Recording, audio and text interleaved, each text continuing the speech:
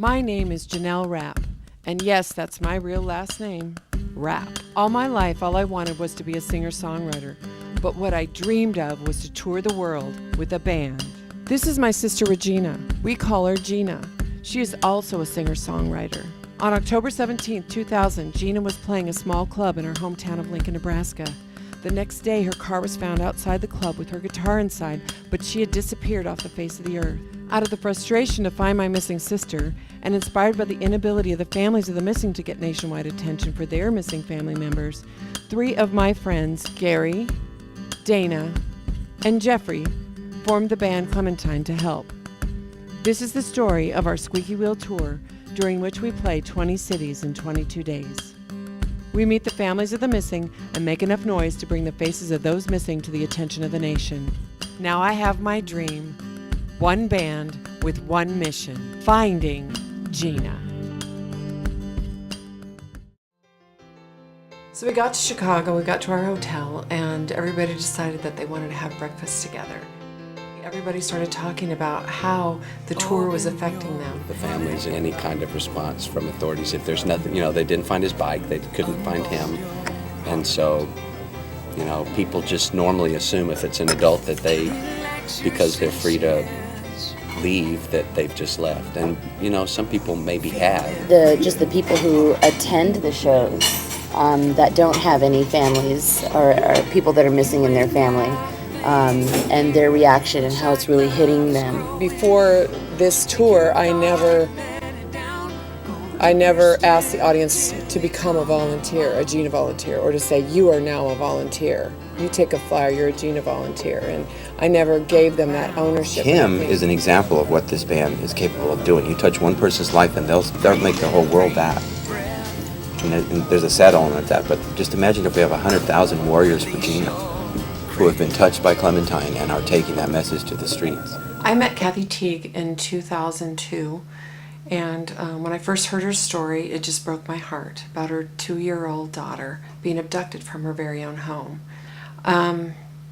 Her family was there, her mother-in-law, her neighbors, and yet her daughter was abducted.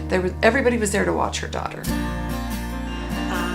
My husband and I, we went out to the drive-in. We left her with my mother, my 2 sisters, my brother, my cousin, and 50 neighbors.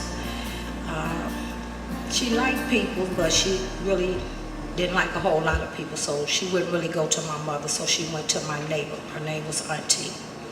So I had prepared her for bed that night, and I left.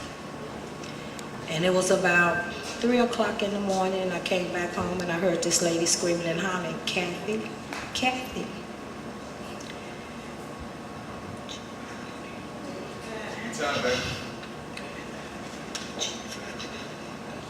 And she said, do you have your baby with you? And I'm like, no, my baby's in the bed sleeping. She said, no, honey, your baby is missing. Do you see all the police looking around?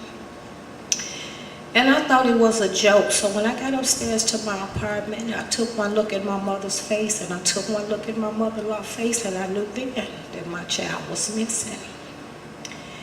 And it has been 24 years that I have not seen my child's face.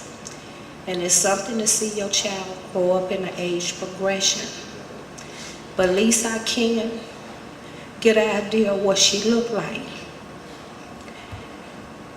And I'm a little nervous right now. I promised myself I wasn't gonna cry. But I promise you when I talk about Vignette,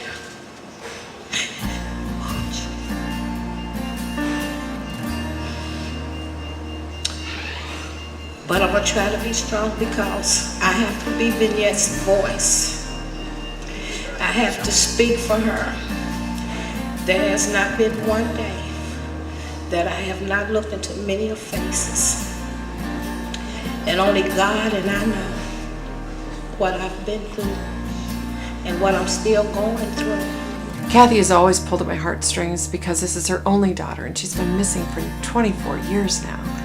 And I don't know what to say. Kathy just, she's got my heart. I had an immediate connection with her and her story.